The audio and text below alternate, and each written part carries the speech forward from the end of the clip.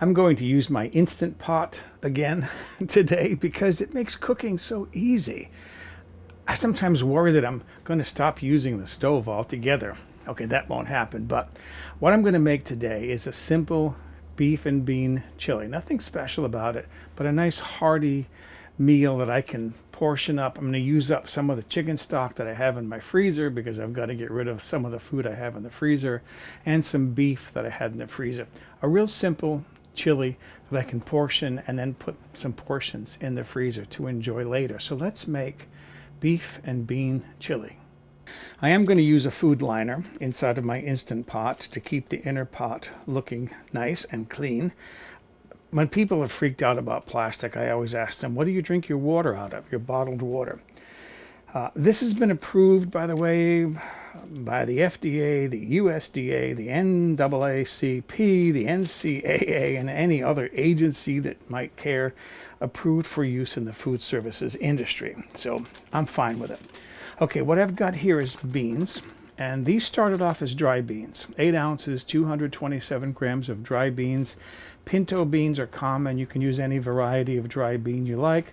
These were actually some Peruvian mayocoba beans I saw in the store. And what I did was I partially cooked these. So I put them in the pressure cooker with plenty of water and cooked them for 10 minutes, let the pot depressurize, and then drain them. And I want them partially cooked so that they won't be really mushy if I fully cook them and then cook them again with the beef. I don't want to put them in dry because in the time it takes to cook the beans all the way to tender, the beef might break up and just turn into shredded beef. So that's why I partially cooked the beans. What I have here is 1 pound, 454 grams of beef chuck that I trimmed and then cubed. I can throw this in that pot. What I have here is 4 cups, 950 milliliters of beef stock. This is actually my cheater beef stock.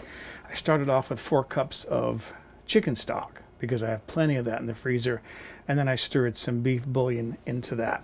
What I'm going to add is 4 tablespoons of all-purpose flour, and I'm going to blend that in. So I'm going to try to eliminate having lumps. Okay, to this I'm going to add 4 to 6, I actually have 6 tablespoons of chili powder, as mild or as hot as you like it. I'm using mild California chili because I don't like my chili to be really hot. And then I have 2 teaspoons of ground cumin. Get that blended in. And then 1 teaspoon of salt. I don't cook with a lot of salt because I can always salt my food later on, which I usually do. And then because I'm here, I might as well do this. I have 1 tablespoon of dry oregano flakes. And that's just not going to stir in all that well. It's going to float, but that's okay. I'm going to grind some black pepper in there. I don't know, that's 1/8 to 1/4 of a teaspoon of ground pepper. And I think this mixture now is ready to go into the pot, although I'm not completely done with ingredients yet.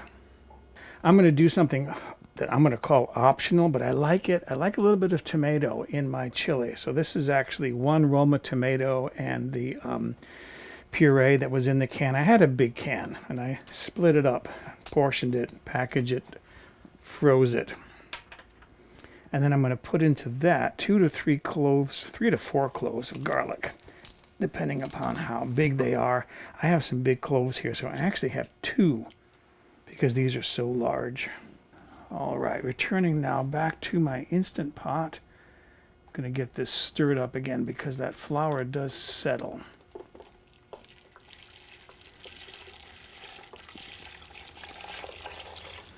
Okay, there's my stock and spices in there. And then my tomato and garlic.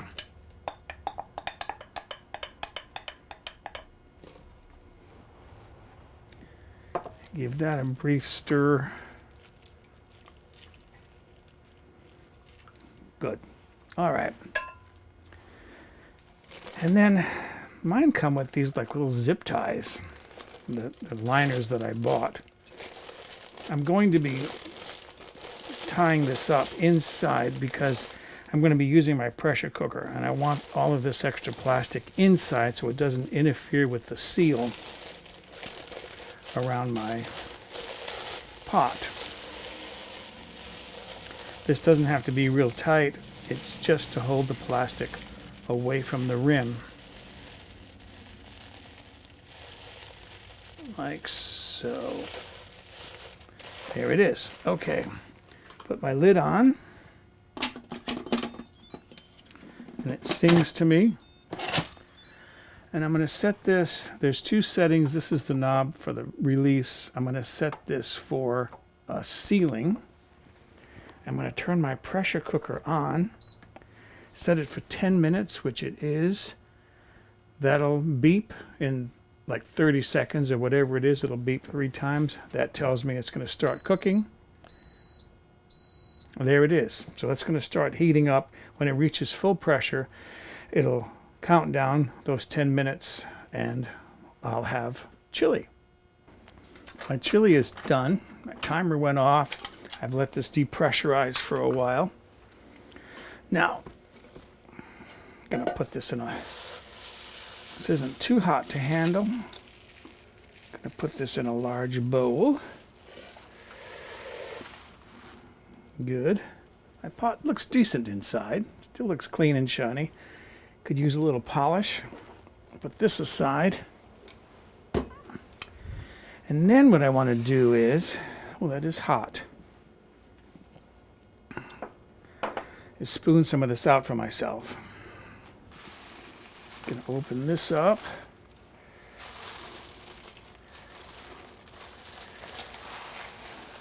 Get the plastic out of the way. Oh, it smells good. I'm going to have just a little bit. Just a taste. All right. Let's see what that tastes like. It's a little early for lunch, but I'm going to have just a little bit so I can see what I've got here. First of all, I want to taste my beans to make sure the beans are tender. They should be. Yeah. Melt in your mouth, tender. Have some of this beef. Mm-hmm. Oh, that's a nice flavor. That's good. And the broth is just thick enough. I don't like it too watery, but I don't want it thick like gravy. So 4 tablespoons of flour was perfect. Okay. I'm going to go finish this. My beef and bean chili. To view the recipe and download a PDF version with step-by-step photographs, visit my website, mobilehomegourmet.com.